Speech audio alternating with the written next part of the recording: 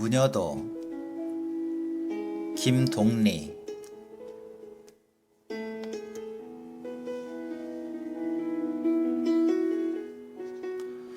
뒤에 물러놓은 어둑어둑한 산, 앞으로 폭이 넓게 흐르는 검은 강물, 산마루로 들판으로 검은 강물 위로 모두 쏟아져 내릴 듯한 파란 별들, 바야흐로 숨이 고비에 찬 이슥한 밤중이다. 강가 모래벌에 큰 차일이 치고 차일 속엔 마을 여인들이 자욱이 앉아 무당의 신하의 가락에 취해 있다. 그녀들의 얼굴들은 분명히 슬픈 흥분과 새벽이 가까워 온 듯한 피곤에 젖어 있다. 무당은 바야흐로 청승에 자지러져 뼈도 살도 없는 홀령으로 화한 듯 가벼이 쾌잣자락을 날리며 돌아간다. 이 그림이 그려진 것은 아버지가 장가를 들던 해라 하니 나는 아직 세상에 태어나기도 이전의 일이다. 우리 집은 옛날의 소위 유서 있는 가문으로 재산과 문벌로도 떨쳤지만 글하는 선비란 것도 우글거렸고 특히 진귀한 서화와 골동품으로는 나라 안에서 손꼽힐 만큼 높이 일컬어졌었다. 그리고 이 서화와 골동품을 즐기는 취미는 아버지에서 다시 손자로 대대 가산과 함께 물려져 내려오는 가풍이기도 했다. 우리 집 살림이 탁방난 것은 아버지 때였으나 그 즈음만 해도 아직 옛날과 다름없이 할아버지께서는 사랑에서 나그네를 겪으셨고 그러자니 시인 묵객들이 끊일 새 없이 찾아들곤 하였다.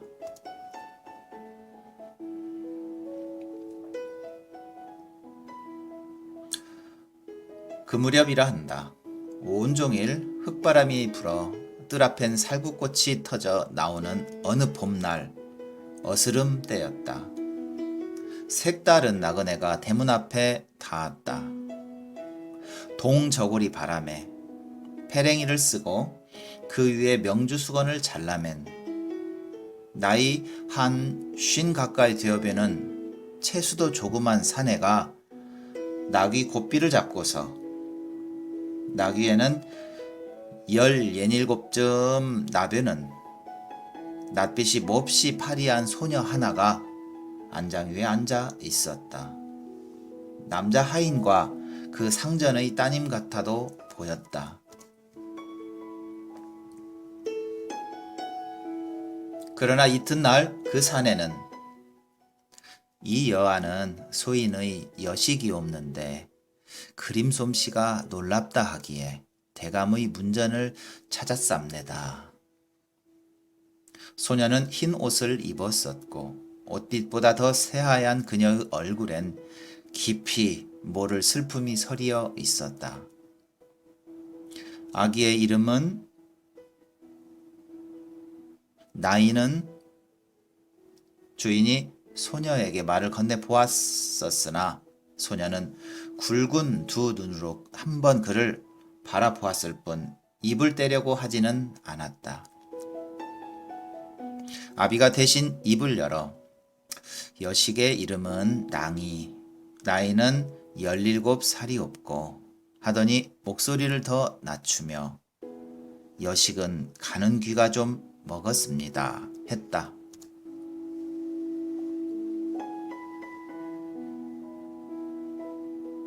주인도 이번에는 고개를 끄덕였다. 그리고는 사내를 보고 며칠이든지 묵으며 소녀의 그림 솜씨를 보여달라고 했다. 그들 아비 딸은 달포 동안이나 머물러 있으며 그림도 그리고 자기네의 지난 이야기도 자세히 하소연했다고 한다. 할아버지께서는 그들이 떠나는 날에 이 불행한 아비 딸을 위하여 값진 비단과 충분한 노자를 아끼지 않았으나 나귀 위에 앉은 가련한 소녀의 얼굴에는 올 때나 조금도 다름없는 처절한 슬픔이 서려 있었을 뿐이라고 한다. 소녀가 남기고 간 그림, 이것을 할아버지께서는 무녀도라 불렀지만 그 그림과 함께 내가 할아버지로부터 전해 들은 이야기는 다음과 같다.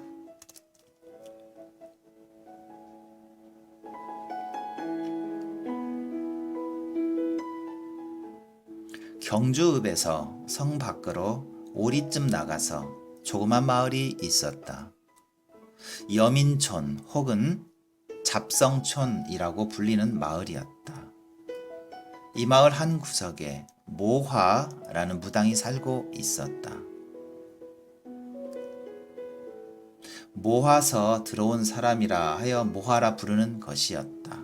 그것은 한 머리 찌그러져 가는 묵은 기와집으로 지붕 위에는 기와 버섯이 퍼렇게 뻗어올라 역한 흙 냄새를 풍기고 집 주인은 앙상한 돌담이 군데군데 헐리인 채 옛성처럼 꼬불꼬불 에워싸고 있었다.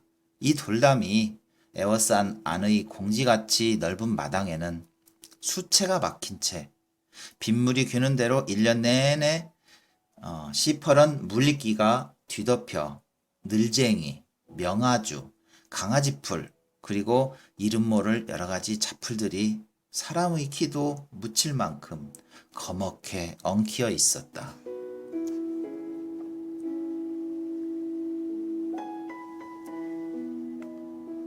그 아래로 뱀같이 길게 늘어진 지렁이와 두꺼비같이 늙은 개구리들이 구물거리며 웅칠거리며 항시 밤이 들기만 기다릴 뿐으로 이미 수십 년 혹은 수백 년 전에 벌써 사람의 자취와는 인연이 끊어진 도깨비굴 같기만 했다. 이 도깨비굴같이 낡고 헐리인 집 속에 무녀 모하와 그 딸 낭이는 살고 있었다. 낭이의 아버지 되는 사람은 경주읍에서 70리가량 떨어져 있는 동해변 어느 길목에서 해물 가게를 보고 있는데 풍문에 의하면 그는 낭이를 세상에 없이 끔찍히 생각하는 터이므로 봄 가을철이면 분 잘 핀 다시마와 조촐한 꼭지미역 같은 것을 가지고 다녀가곤 한다는 것이었다. 나중 우기가 돌연히 나타나지 않았다면 이 도깨비굴 속에 그녀들을 찾는 사람이라야 모하에게 굿을 청하러 오는 사람들과 봄 가을에 한 번씩 낭이를 찾아주는 그의 아버지 정도로 세상 사람들과는 별로 왕래도 없이 살아가는 쓸쓸한 어미 딸이었을 것이다.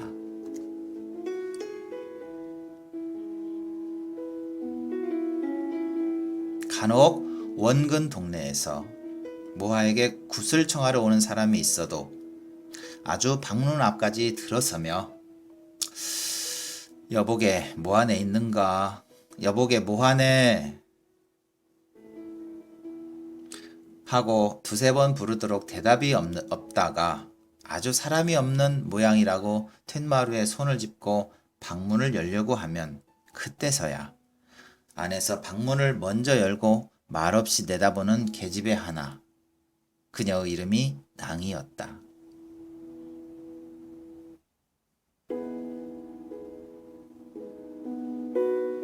그럴 때마다 낭이는 대개 혼자서 그림을 그리고 있다가 놀라 붓을 던지며 얼굴이 새파랗게 질린 채 와들와들 떨고 있는 것이었다. 이와 같이 모아는 어느 하루를 집구석에서 살림이라고 살고 있는 날이 없었다. 날이 새기가 무섭게 성 안으로 들어가면 언제나 해가 서쪽 산마루에 걸릴 무렵에야 돌아오곤 했다. 술이 얼큰해서 수건엔 복숭아를 싸들고 춤을 추며 따님아 따님아 김씨 따님아 수국꽃님 낭이 따님아 용궁이라 들어가니 12대문이 다 잠겼다. 문 열으소 문 열으소 12대문 열어주소. 청승가락을 뽑으며 동구로 들어오는 것이었다. 뭐하네, 오늘도 한잔 했구나. 마을 사람들이 인사를 하면 모하는 수줍은 듯이 어깨를 비틀며 예, 장에 갔다 가요 하고 공손하게 절을 하곤 하였다. 모하는 구슬할 때 이외에는 대개 주막에 가 있었다.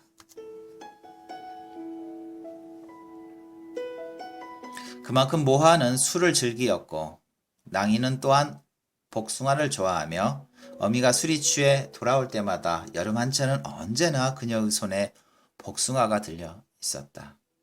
우리 따님, 우리 따님 집 앞으로 들어서도 이렇게 가락을 붙여 낭이를 불렀다. 낭이는 어릴 때 나들이에서 돌아오는 어미의 품에 뛰어들어 젖을 빨듯 어미의 수건에 쌓인 복숭아를 받아먹는 것이었다. 모하의 말을 들으면 낭이는 수국꽃님의 화신으로 그녀가 꿈에 용신님을 만나 복숭아 하나를 얻어먹고 꿈꾼 지 이래 만에 낭이를 낳은 것이라 했다.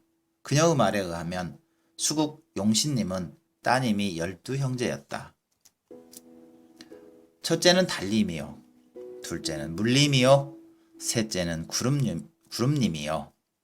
이렇게 12째는 꽃님이었는데 산신님의 12아드님과 혼인을 시키게 되어 달님은 햇님에게, 물님은 나무님에게, 구름님은 바람님에게 각각 차례대로 배혼을 정해 나가려니까 막내 따님인 꽃님은 본시 연애를 좋아하시는 성미라 자기 차례가 돌아오기도 미처 기다릴 수 없어 11째 형인 열매님의 낭구님이 되실 새님을 가로채어 버렸더니 배필을 잃은 열매님과 나비님은 슬피 울며 제각기 용신님과 산신님께 호소한 결과 용신님이 먼저 크게 노하여 벌을 내려 꽃님의 귀를 먹게 하시고 수국을 추방하시니 꽃님에서 그만 복사꽃이 되어 봄마다 강가로 산기슭으로 붉게 피지만 새님이 가지에 와 아무리 제잘거려도 지금까지 귀가 먹은 채 말없는 벙어리가 되어 있는 것이라 한다.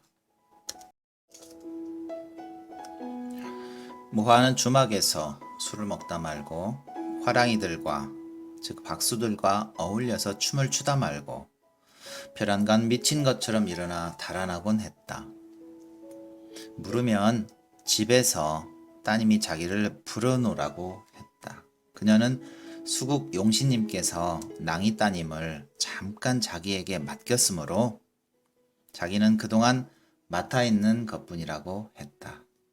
그러므로 자기가 만약 이 따님을 정성껏 섬기지 않으면 큰 어머님 되시는 용신님의 노염을 살까 두렵노라 하였다. 낭이뿐 아니라 모하는 보는 사람마다 너는 나무 귀신의 화신이다, 너는 돌 귀신의 화신이다 하여 걸핏하면 칠성애가 빌라는 둥, 용왕애가 빌라는 둥 했다. 모하는 사람을 볼 때마다 늘 수줍은 듯 어깨를 비틀며 절을 했다. 어린애를 보고도 부들부들 떨며 두려워했다. 때로는 개나 돼지에게도 아양을 부렸다. 그녀의 눈에는 때때로 모든 것이 귀신으로만 비친다는 것이었다. 그것은 사람뿐 아니라 돼지, 고양이, 개구리, 지렁이, 고기, 나비, 감나무, 살구나무, 부지깽이, 항아리, 섬돌, 집신, 대추나뭇가지, 제비, 구름, 바람, 불, 밥, 연, 바가지, 다리끼, 솥, 숟가락, 호롱불 등등. 이러한 모든 것이 그녀와 서로 보고, 부르고, 말하고, 미호하고, 시기하고, 성내고 할 수 있는 이웃 사람같이 보여지곤 했다. 그리하여 그 모든 것을 님이라고 불렀다.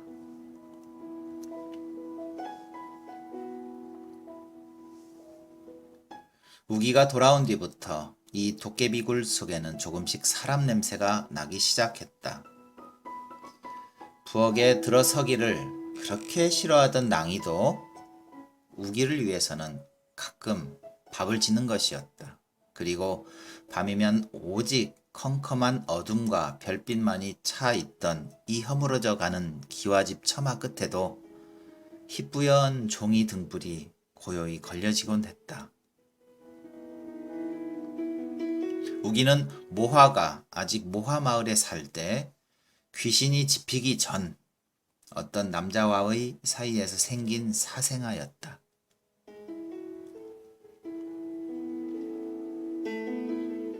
그는 어릴 적부터 무척 총명하여 신동이란 소문까지 났으나 근본이 워낙 미천하여 마을에서는 순조롭게 공부를 시킬 수가 없어 그가 9살 되었을 때 아는 사람의 주선으로 어느 절간에 보낸 뒤 그동안 한 10년간 까맣게 소식조차 묘연하다가 얼마 전 표연이 이 집에 나타난 것이었다.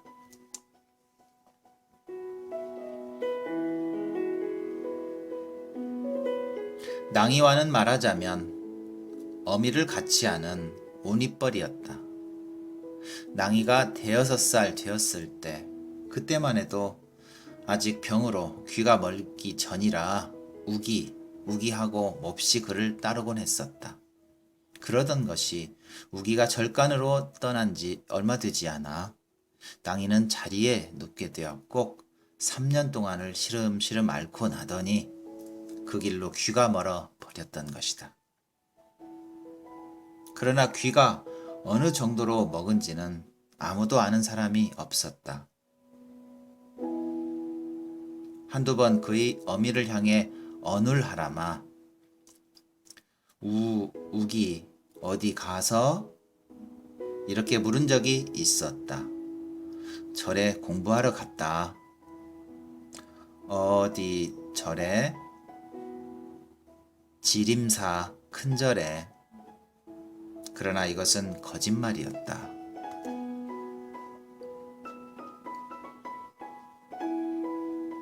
모화 자신도 사실인즉 우기가 어느 절에 가 있는지 통 모르고 있었고 다만 모른다고 하기가 싫어서 이렇게 머리에 떠오르는 대로 대답했을 뿐이었다. 모화는 장에서 돌아와 처음 우기를 보았을 때 그 푸른 얼굴에 난데없는 공포의 빛이 서리며 곧 어디로 달아날 것 같이 한참 동안 어깨를 뒤틀고 허둥거리다가 말고 벼랑간 그 후리후리한 키에 긴 두 팔을 벌려 흡사 무슨 큰 새가 자기 새끼를 품듯 달려들어 우기를 안았다. 이게 누구? 아이고, 내 아들아, 내 아들아. 모하는 갑자기 목을 놓고 울었다. 내 아들아, 내 아들아. 네가 왔나? 모하는 앞뒤도 살피지 않고 온 얼굴을 눈물로 씻었다. 오마니. 우기도 어미의 한쪽 어깨에 볼을 대고 오래도록 울었다. 어미를 닮아 허리가 날씬하고 목이 가는 이 19살 난 청년은 그동안 절간으로 어디로 외롭게 유랑해 다닌 사람 같지도 않게 품위가 있고 아름다운 얼굴이었다. 낭이도 그때에야 이 청년이 우기인 것을 진정으로 깨닫는 모양이었다. 처음 혼자 방에 있는데 어떤 낯선 청년이 와서 방문을 열기에 너무나 놀라고 간이 뛰어 표정으로도 말 한마디도 못하고 방구석에 서서 오들오들 떨고만 있었던 것이다. 이제 낭이는 그 어머니가 우기를 얼싸안고 내 아들아 하며 우는 것을 보고 어쩌면 저도 눈물이 날 것 같았다. 낭이는 그 어머니에게도 이렇게 인정이 있다는 것을 보자 형언할 수 없는 즐거움을 깨달았다.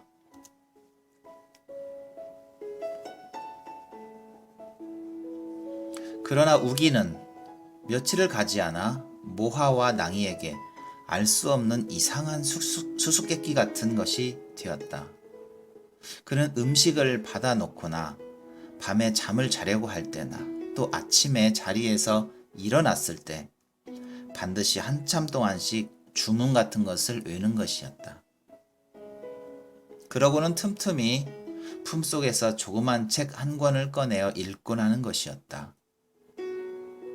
낭이는 그것을 수상스레 보고 있으려니까 우기는 그 아름다운 얼굴에 미소를 지으며 너도 이 책을 읽어라 하고 그 조그만 책을 낭이 앞에 펴놓이곤 했다. 낭이는 지금까지 심청전이란 책을 여러 차례 두고 읽어서 국문조문 간신히 읽을 수 있었으므로 우기가 내놓은 그 조그만 책을 들여다보니 맨 처음 껍데기에 큰 글자로 신약전서란 넉자가 똑똑히 쓰여져 있었다.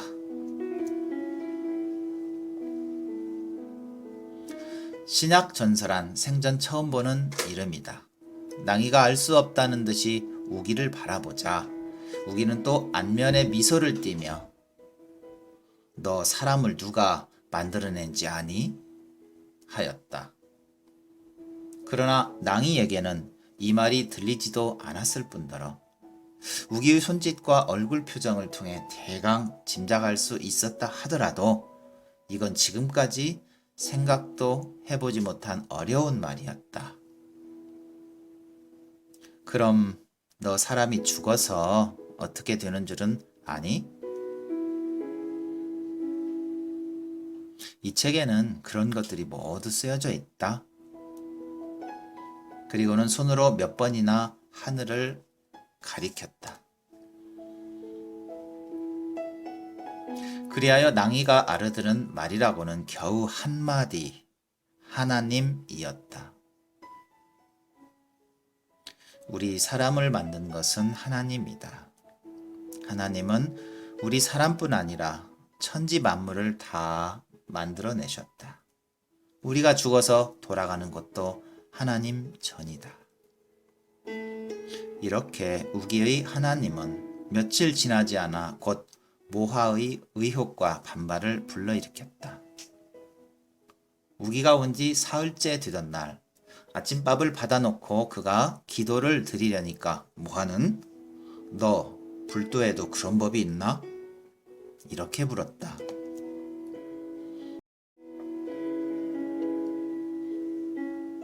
모하는 우기가 그동안 절간에 가 있다 온 줄만 믿고 있었으므로 그가 하는 짓은 모두 불도에 관한 일인 줄로만 생각하는 모양이었다. 아니요 오마니, 난 불도가 아닙니다. 불도가 아니고 그럼 무슨 도가 있어? 오마니, 절간에서 불도가 보기 싫어 달아났댔쇠다. 불도가 보기 싫다니, 불도야 큰 도지. 그럼 넌 뭐 신선도야? 아니요 오마니, 난 예수도 올시다. 예수도? 북선 지방에서는 예수교라고 합대다. 새로 난 교지요. 그럼 너 동학당이로군? 아니요 오마니, 나는 동학당이 아닙니다. 나는 예수도 올시다. 그래, 예수도 온가 하는 데서는 밥을 먹을 때마다 눈을 감고 주문을 외이나? 오마니, 그건 주문이 아니외다. 하나님 앞에 기도 드리는 것이외다. 하나님 앞에? 모하는 눈을 둥그렇게 떴다. 네, 하나님께서 우리 사람을 내셨으니깐요. 야, 너 잡귀가 들렸구나? 모하의 얼굴빛은 순간 퍼렇게 질리었다. 그리고는 더 묻지 않았다. 다음 날 모화가 그 마을에 객기 들린 사람이 있어 물밥을 내주고 돌아오려니까 우기가 오마니 어디 갔다 오시나요? 하고 물었다. 저 밖 급창댁에 객귀를 물려주고 온다.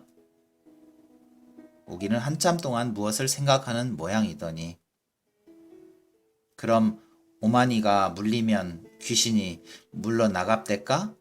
한다. 물러나갔기 사람이 살아났지. 모하는 별소리를 다 듣는다는 듯이 대답했다.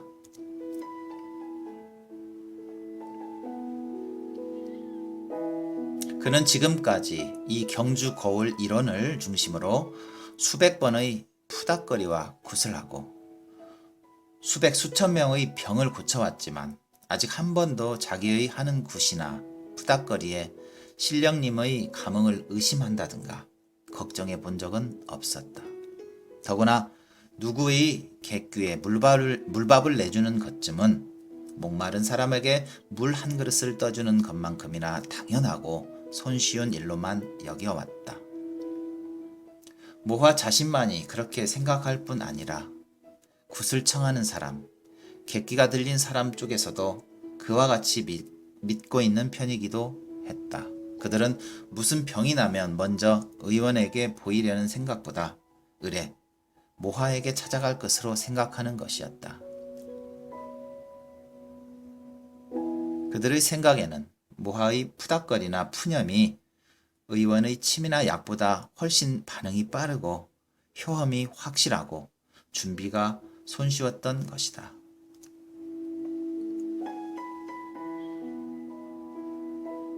한참 동안 고개를 수그리고 무엇을 생각하고 있던 우기는 고개를 들어 그 어머니의 얼굴을 똑바로 바라보며 오마니 이것 보시오. 마태복음 제9장 35절 이올시다. 저희가 나갈 때에 사기 들려 벙어리 된 자를 예수께 다려오매 사기가 쫓겨나니 벙어리가 말하기를 그러나 이때 벌써 모하는 자리에서 일어나 방구석에 언제나 차려놓은 신주상 앞에 가서 신령님네 동서남북 상하천지 날 것은 날아가고 길 것은 기어가고 머리 검하초로 인생 신랏 같은 이 목숨이 신령님네 품이길래 품속에 품았길래 대로같이 가옵내다.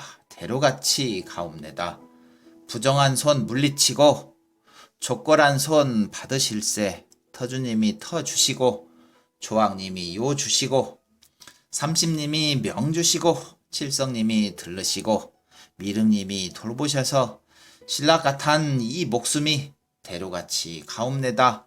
탄탄대로같이 가옵내다. 모하의 두 눈을 보석같이 빛나고 강렬한 발작과도 같이 등허리를 떨며 두 손을 비벼댔다.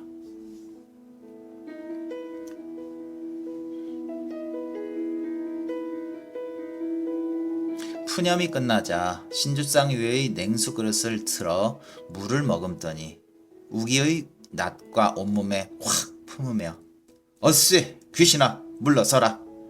여기는 영주 비로봉 상상봉해 깎아들린 돌 배랑해 쉰길 청수해 너희 올 곳이 아니니라.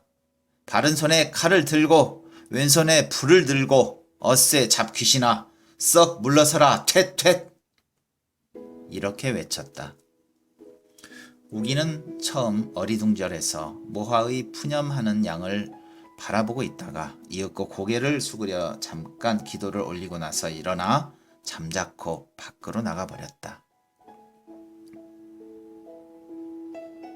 모화는 우기가 나간 뒤에도 한참 동안 푸념을 계속해서 방구석마다 물을 품고 주문을 외웠다.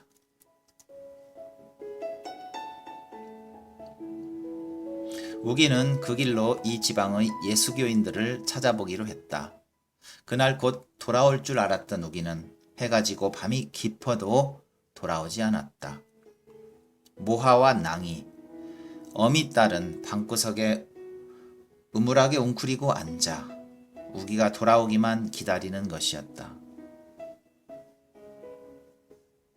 예수 귀신 책 거 없나? 모아는 얼마 뒤에 낭이더러 이렇게 물었다. 낭이는 고개를 저었다. 그러자 갑자기 낭이도 우기의 그 신약 전설한 책을 제가 맡아두지 않았음을 후회했다. 모아는 분명히 우기가 무슨 몹쓸 잡귀에 들린 것만으로 간주하는 모양이었다. 그것은 마치 우기가 모하와 낭이를 을에 사귀 들린 사람들로 생각하는 것과도 같았다. 그는 모하뿐만 아니라 낭이까지도 어미의 사귀가 들어가서 벙어리가 된 것이라고 믿는 것이었다. 예수 당시에도 사귀 들려 벙어리 된 자를 예수께서 몇 번이나 고쳐주시지 않았나. 우기는 이렇게 생각하는 것이었다. 그리고 그는 자기의 힘으로 자기가 하나님께 열심히 기도를 드림으로써 그 어미와 누이 동생의 병을 고쳐야 한다고 마음속으로 굳게 결심하는 것이었다. 예수께서 무리들이 달려와서 모이는 것을 보시고 그 더러운 귀신을 꾸짖어 가라사대 벙어리와 귀머거리 귀신아 내가 내게 명하노니 이 아이에게서 나오고 다시 들어가지 마라 하시니 사귀가 소리 지르며 아이를 심히 오그러뜨리고 나가니 그 아이가 죽은 것 같이 되매 여러 사람들이 말하기를 죽었다 하거늘 오직 예수 그 손을 잡아 일으키시니 드디어 일어서더라. 집에 들어가심에 제자들이 조용히 묻자와 가로되 우리는 어찌하여 능히 그 귀신을 쫓아내지 못하였나이까. 예수 가라사대 기도 아니하여서는 이런 유를 나가게 할 수 없나니라. 마가복음 9장 25절 29절.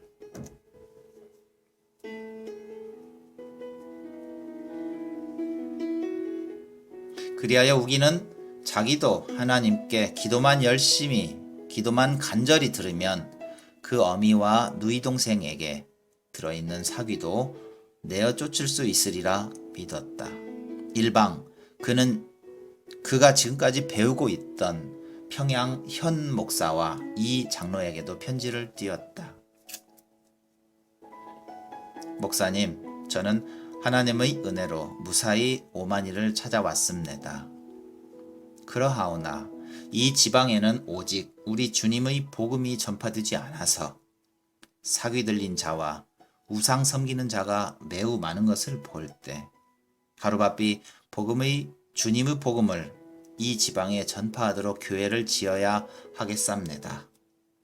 목사님께 말씀드리기는 매우 부끄러운 일이나 저희 오마니는 무당 사귀가 들려 있고 저희 누이 동생은 귀머거리와 벙어리 귀신이 들려 있습니다. 저는 마가복음 제9장 제29절에 있는 우리 주님 예수 그리스도의 말씀대로 이 사귀들을 내어 쫓기 위하여 열심히 기도를 드립니다마는 교회가 없으므로 기도드릴 장소가 매우 힘드옵니다. 하루바삐 이 지방에 교회 되기를 하나님께 기도 올려 주소서.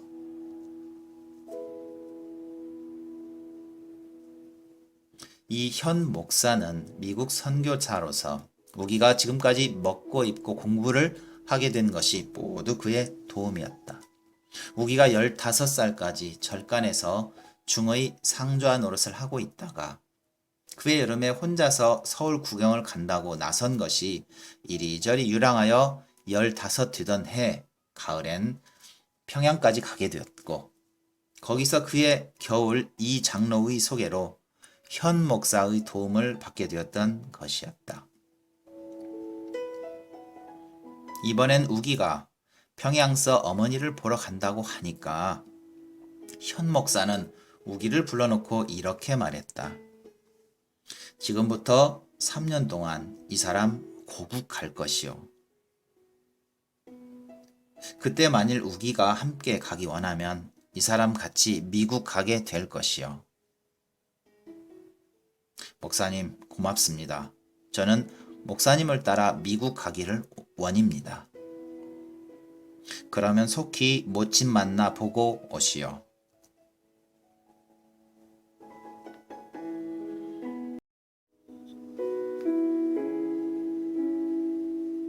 그러나 우기가 어머니의 집이라고 찾아온 곳은 지금까지 그가 살고 있는 현 목사나 이 장로의 집보다 너무나 딴 세상이었다.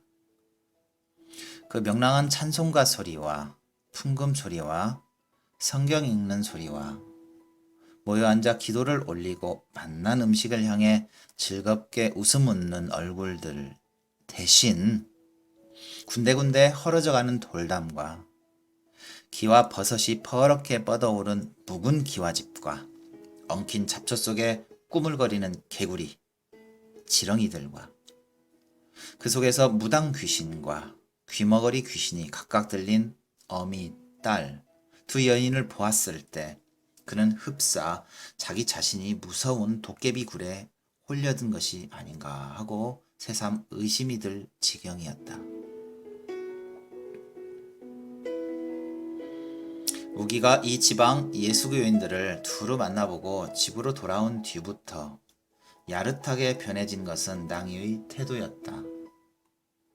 그 호리호리한 몸매와 종이장같이 희고 매끄러운 얼굴에 빛나는 굵은 두 눈으로 온종일 말 한마디, 웃음 한 번 웃는 일 없이 방구석에 틀어막혀 앉은 채 우기의 하는 양만 바라보고 있다가 밤이 되어 처마 끝에 희뿌연 종이 등불이 걸리고 하면 귀에 줄인 싸늘한 손과 입술로 우기의 목덜미나 가슴팍으로 뛰어들곤 했다.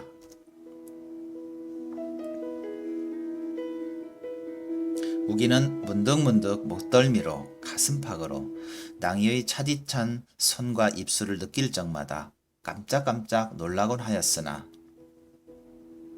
그녀가 까무러칠 듯이 사지를 떨며 다시 뛰어들째면 그도 당황히 낭이의 손을 쥐어주며 그 희뿌연 종이 등불이 걸려있는 처마 밑으로 이끌곤 했다. 낭이의 태도가 미묘해진 뒤부터 우기의 얼굴빛은 날로 창백해 갔다. 그렇게 한 보름 지난 뒤 그는 또 한 번 표연히 집을 나가고 말았다.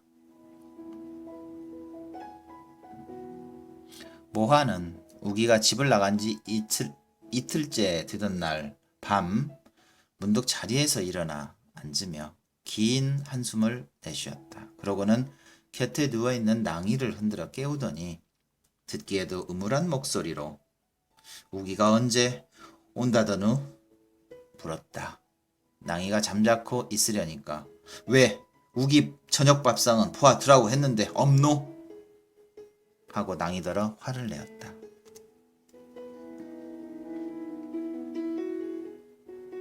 모하는 날이 갈수록 점점 더 초조한 빛으로 밤중마다 부엌에다 들기름 불을 켜고 부뚜막 위에 우기의 밥상을 차려놓고는 기도를 드리는 것이었다. 성주는 우리 성주, 칠성은 우리 칠성, 조왕은 우리 조왕, 비나이다, 비나이다, 신주님께 비나이다. 하늘에는 별, 바다에는 진주, 금은 같은 인의 장손, 관옥 같은 인의 방성, 산신의 명을 비라, 산신의 수를 비라, 칠성의 복을 비라, 삼신의 덕을 비라, 조왕님전 요요를 타고 터주님전 제주 타니 하늘에는 별, 바다에는 진주, 삼신 조왕 마다하고 아니오지 못하리라. 예수 귀신아 서역 신말리 굶주리던 불귀신아 탄다 헐헐 불이 탄다 불귀신이 헐헐 탄다 타고 나니 이내 방성 금은같이 앉았다가 삼신 찾아오는구나 조왕 찾아오는구나. 모하는 혼자서 손을 비비고 절을 하고 일어나 춤을 추고 갖은 교태를 다 부리며 완연히 미친 것 같이 날뛰었다.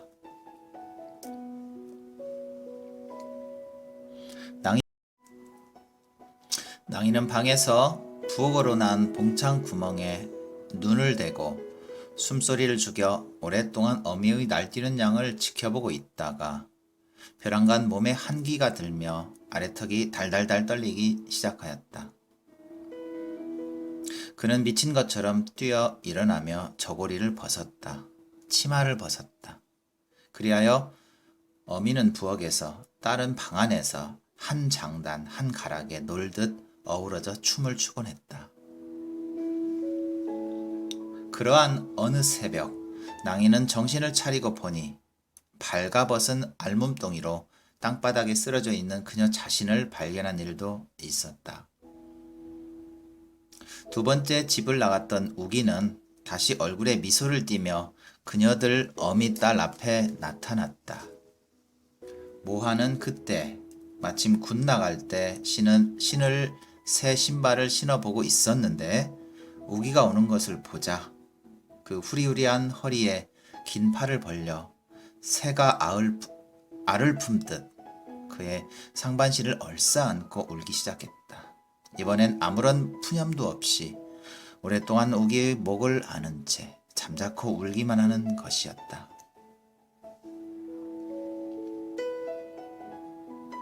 언제나 펄은 그 얼굴에도 이때만은 붉은 기운이 돌며 그 천연스런 몸짓은 조금도 귀신 들린 사람 같지 않았다. 오마니, 나 방에 들어가 좀 쉬겠쇠다. 우기는 어미의 포옹을 끄르고 일어나 방에 들어가 누웠다. 무한 웬일인지 우기가 방에 들어간 뒤에도 혼자 툇마루에 앉아 고개를 수그린 채 몹시 쓸쓸한 얼굴이었다. 그러더니 무슨 생각인지 일어나 방에 들어가 낭이의 그림을 이것저것 뒤져보는 것이었다. 그날 밤이었다. 밤중이나 되어 우기가 잠결에 그의 품속에 언제나 품고 있는 성경책을 더듬어 보았을 때 품속의 허전함을 느꼈다. 그와 동시에 웅얼웅얼하며 주문을 외는 소리도 들려왔다. 자리에서 일어나 보았으나 품속에서 성경을 찾을 수는 없었다. 그리고 낭이와 우기 사이에 누워있을 그의 어머니는 보이지 않았다. 그는 어떤 불길하고 무서운 예감에 몸이 부르르 떨리었다.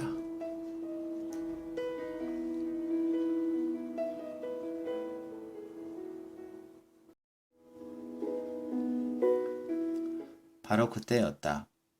그의 귀에는 땅속에서 귀신이 오는 듯한 웅얼웅얼하는 주문을 외는 듯한 소리가 좀 더 또렷이 들려왔다. 다음 순간 그는 거의 무의식적으로 방에서 부엌으로 난 봉창 구멍에 눈을 갖다 대었다. 서역 신말리 굶주린 불귀신아, 한쪽 손에 불을 들고 한쪽 손에 칼을 들고 이리 가니 산신님이 이에 계신다. 저리 가니 용신님이 이에 계신다. 칠성이라 돌아가니 칠성님이 이에 계신다. 구름 속에 새어간다. 바람 속에 묻혀간다. 구름님이 이에 계신다. 바람님이 제에 계신다. 용궁이라 당도하니 12대문 잠겨있다.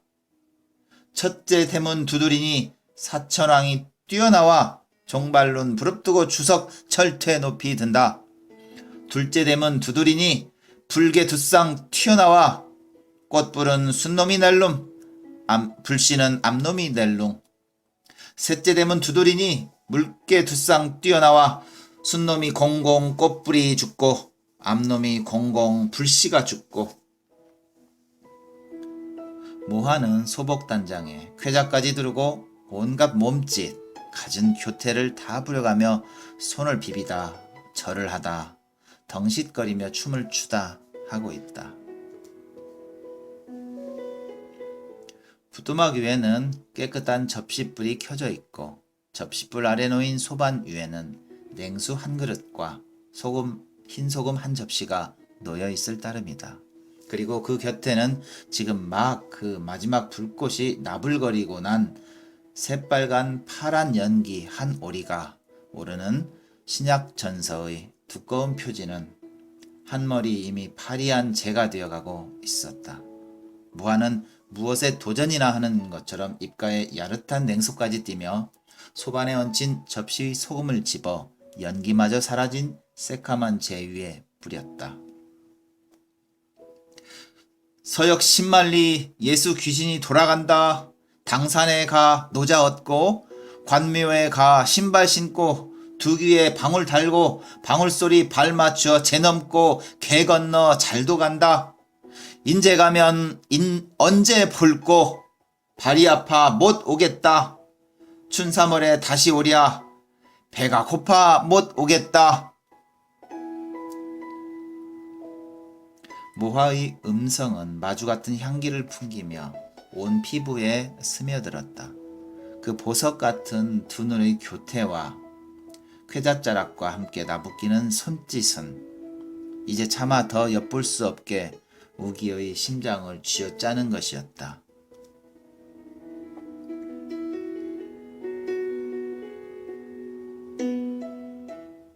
우기는 가위 눌린 사람처럼 간신히 긴 숨을 내쉬며 뛰어 일어났다. 다음 순간 자기 자신도 모르게 방문을 뛰어나온 그는 부엌문을 박차고 들어가 소반 위에 차려놓은 냉숙그릇을 집어들려 하였다. 그러나 그가 냉숙그릇을 집어들기 전에 모하의 손에는 식칼이 번득이고 있었고 모하는 우기와 물그릇 사이에 식칼을 두르고 조용히 춤을 추고 있는 것이었다. 어쎄 귀신아 물러가라. 너 이제 보아하니 서역 10만리 굶주리던 잡귀신아. 여기는 영주 비로봉 상상봉에 깎아지른 돌배랑에 쉰길 청수에 엄나무 팔에 너희 올 곳이 아니다. 바른 손에 칼을 들고 왼손에 불을 들고 어쎄 서역 잡귀신아 썩 물러가라.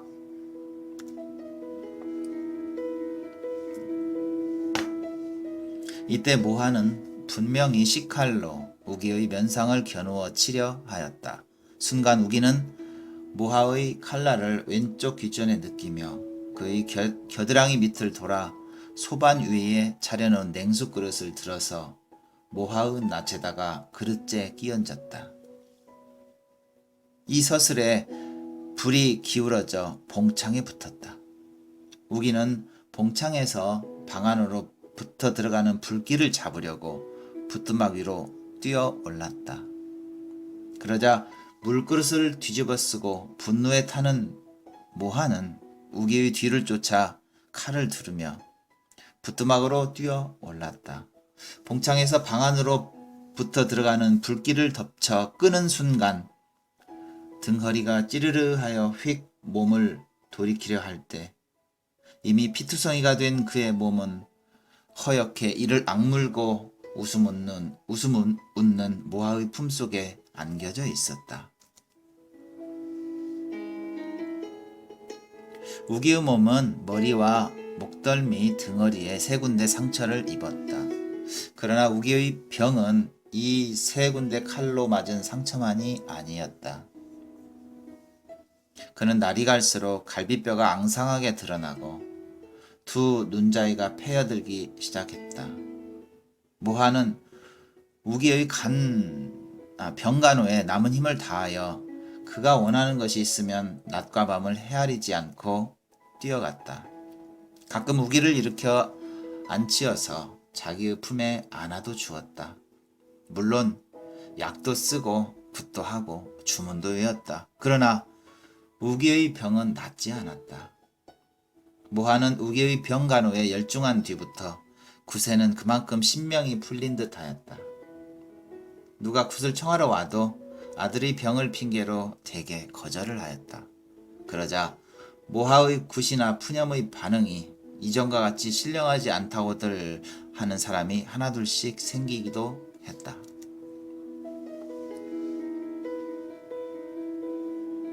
이러할 즈음 이 고을에도 조그만 교회당이 서고 선교사가 들어왔다.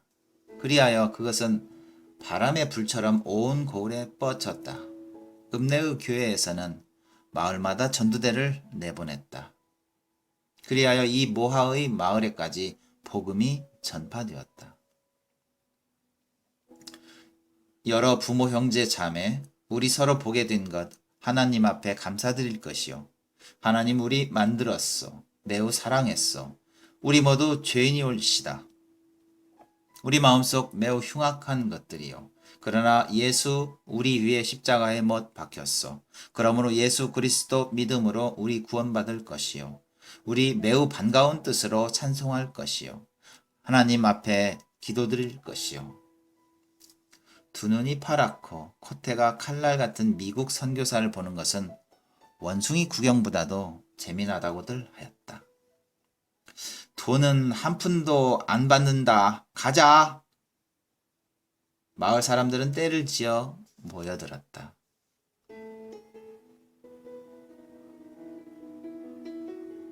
이 마을 방영감네 이종사촌 손자 사위요.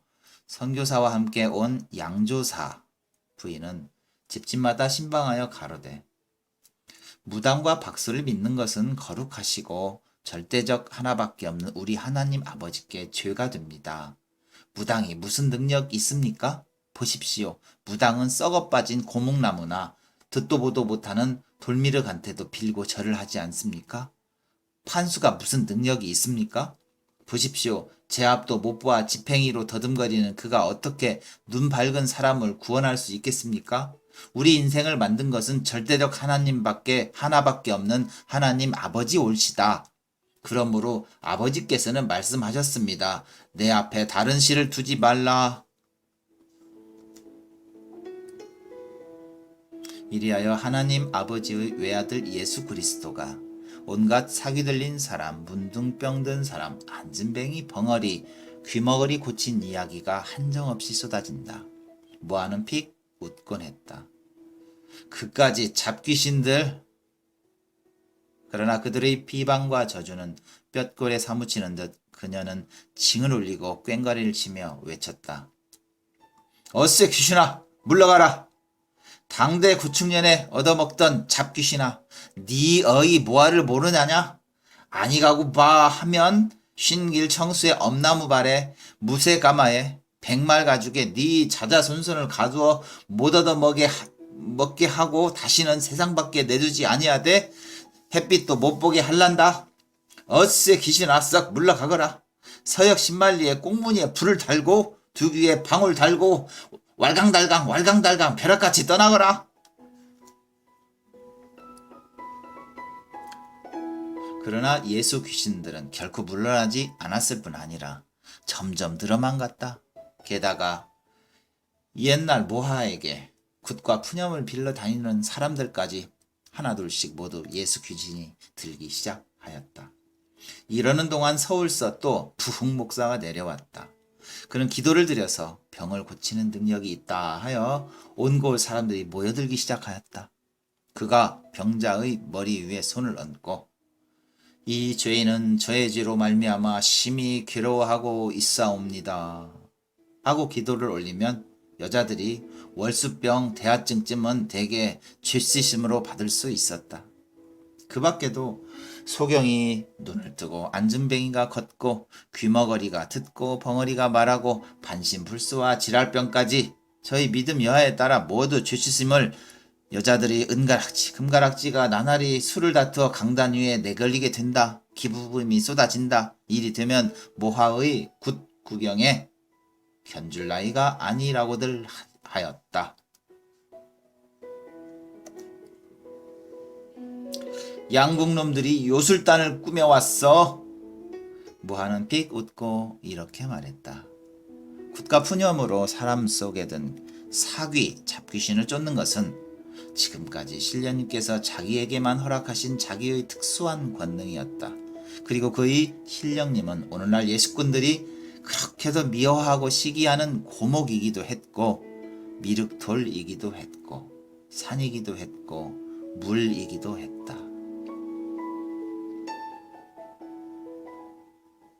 무당과 박수를 믿는 것은 절대적 한 분밖에 안 계시는 거룩하신 하나님 아버지께 죄가 됩니다.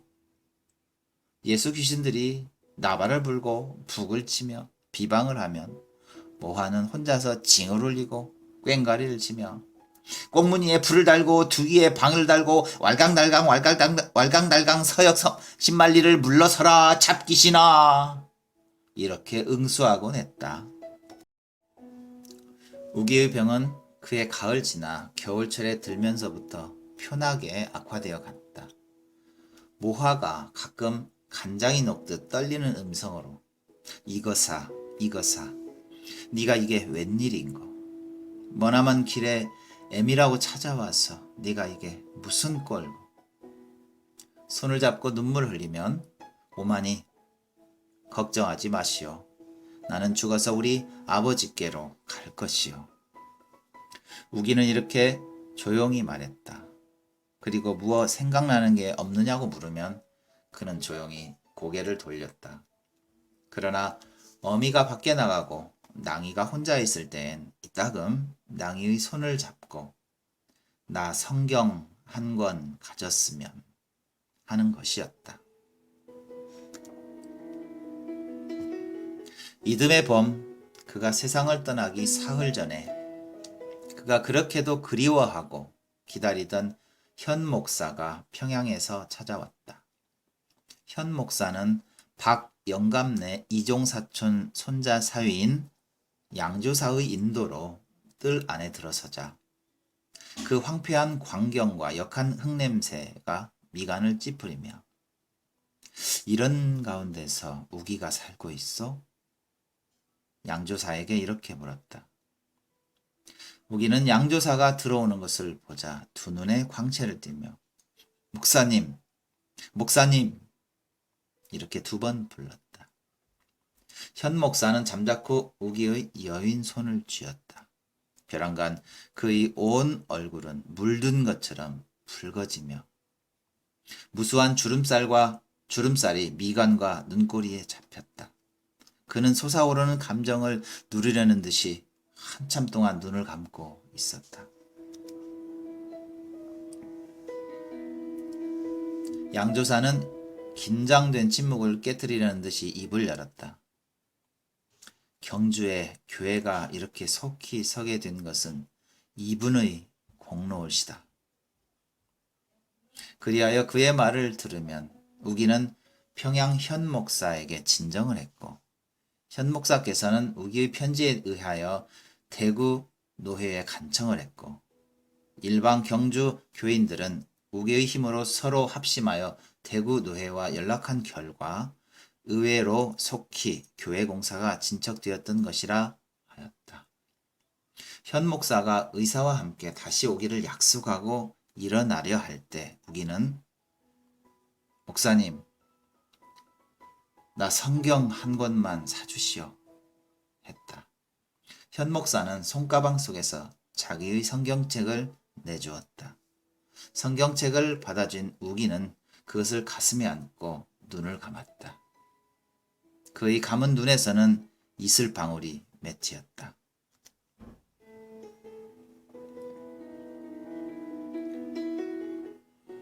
모화집 마당에는 예년과 다름없이 잡풀이 엉기고 늙은 개구리와 지렁이들이 그 속에 웅크리고 있었다. 그녀는 그동안 거의 굿을 나가지 않고 매일 그 찌그러져가는 묵은 기와집 잡초 속에서 혼자서 꽹과리만 울리고 있었다. 사람들은 모화가 이제 아주 미친 것이라 하였다. 모화는 부엌에다 오색 헌겁을 걸고 낭이의 그림으로 길을 만들어 달고는 사뭇 먹기조차 잊어버린 채 입술은 먹같이 검어지고 두 눈엔 날로 이상한 광채가 짙어갔다. 서역 산만리 예수귀신 돌아간다. 꽁무니에 불을 달고 두귀에 방울 달고 왈강달강 어쎄 귀신아 썩 물러가거라. 자네 아니 가고 봐 하면 쉰길 청수에 엄나무 발 무쇠 가마에 흰말 가죽에 너희 자자손손을 다 가두어 죽일란다. 어쎄 귀신아.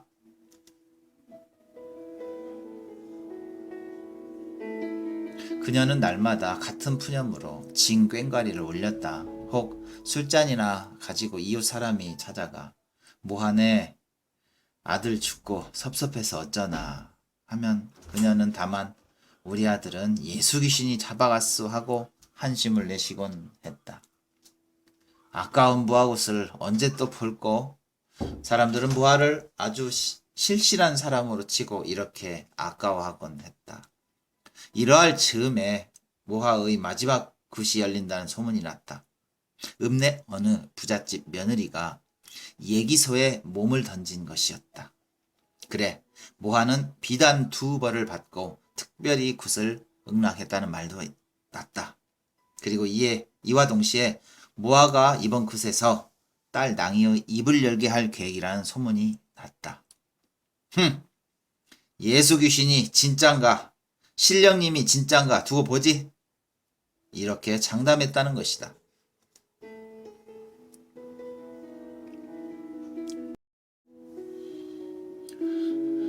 사람들은 기대와 호기심에 들끓었다. 그들은 놀랍고 아쉬운 마음으로 산을 넘고 물을 건너 모여들었다. 굿이 열린 백사장 서북쪽으로는 검푸른 소음물이 깊은 비밀과 원한을 부은 채 조용히 굽이 돌아 흘러내리고 있었다. 명주글이 하나 들어간다는 이 깊은 소에는 해마다 사람이 하나씩 빠져 죽기 마련이라는 전설이 있다. 백사장 위에는 수많은 엿장수, 떡장수, 술가게, 밥가게들이 포장을 치고 혹은 거적을 두르고 득실거렸고 그 한복판 큰 차일 속에서 굿은 벌어져 있었다. 청사, 홍사, 녹사, 백사, 황사의 오색사 초롱이 꽃송이같이 여기저기 차일 아래 달리고 그 초롱불 밑에서 떡시루, 탁주동이, 돼지 통세미들이 온시루, 온동이, 온마리째 놓인 대감상, 무더기쌀과 타래실과 꽃감꽃이, 두부를 놓은 제석상과 삼색실과의 백설기와 소채 소탕의 자반, 육아들을 차려놓은 미륵상과 12가지 산채로 된 산신상과 12가지 해물을 차린 용신상과 음식이란 음식마다 한 접시씩 놓인 골목상과 냉수 한 그릇만 놓은 모화상과 이 밖에도 여러가지 크고 작은 전물상들이 쭉 늘여 놓아져 있었다.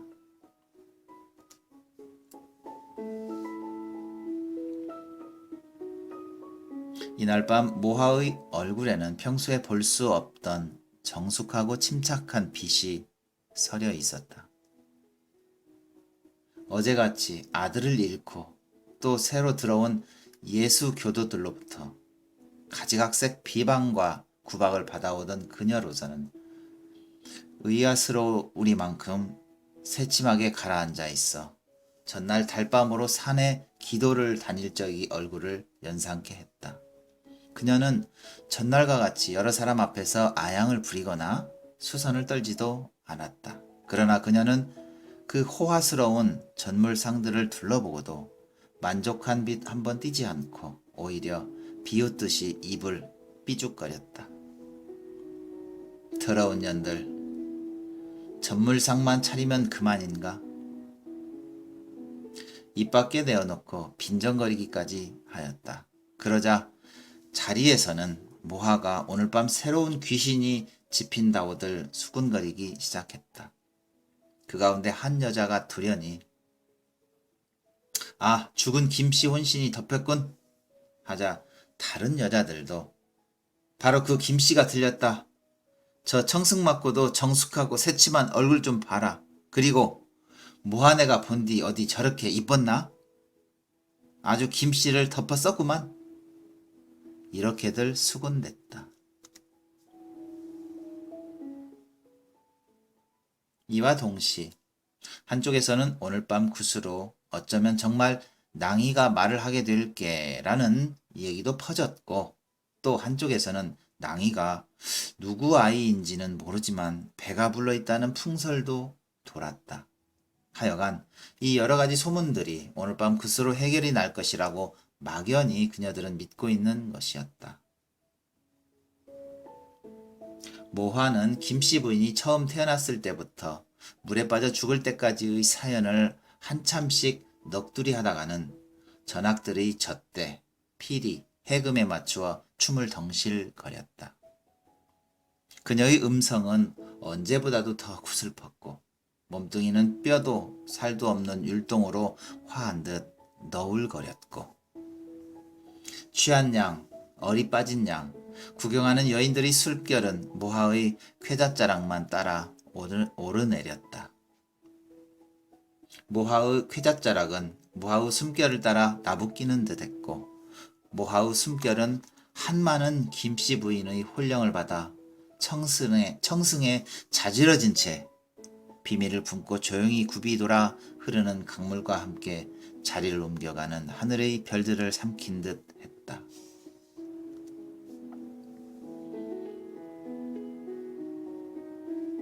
밤중이나 되어서였다. 혼백이 건져지지 않는다는 것이었다. 화랑이들과 작은 무당들이 몇 번이나 초망자 줄에 밥그릇을 달아 물속에 던져도 밥그릇 속에 죽은 사람의 머리카락이 들어오지 않는 것으로 보아 김씨가 초혼에 응하지 않는 모양이라 하였다. 작은 무당 하나가 초조한 낯빛으로 모하의 귀에 입을 바짝 대며 여태 혼백을 못 건져서 어떻게 해? 하였다. 모하는 조금도 서둘지 않고 오히려 당연하다는 듯이 손수 넉대를 잡고 물가로 들어섰다. 초망자 줄을 잡은 화랑이는 넉대가 가리키는 방향으로 이리저리 초혼 그릇을 물속에 굴렸다. 일어나소, 일어나소. 33살 월성 김씨 대주 부인. 방성으로 태어날 때 칠성의 복을 빌어.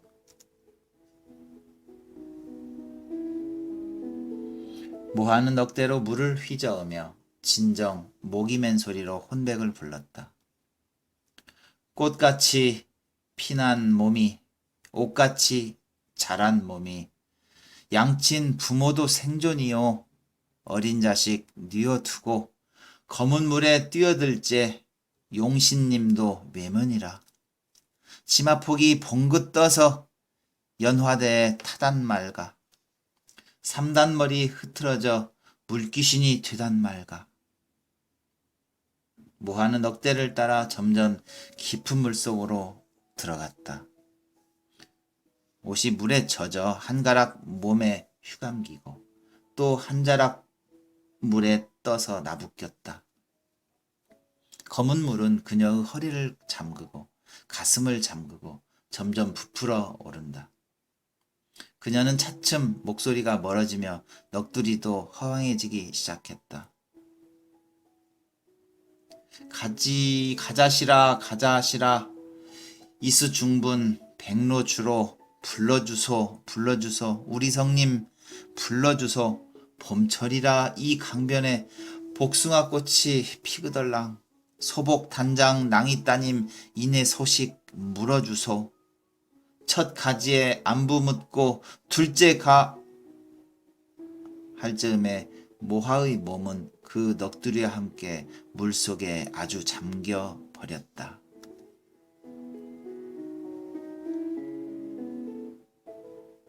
처음엔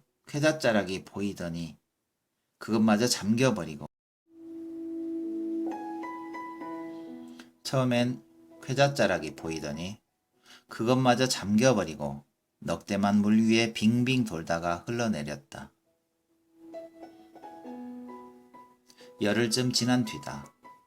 동해변 어느 길목에서 해물 가게를 보고 있다던 채수 조그만 사내가 나귀 한 마리를 몰고 왔을 때 그때까지 아직 몸이 완쾌하지 못한 낭이가 퀭한 눈으로 자리에 누워 있었다.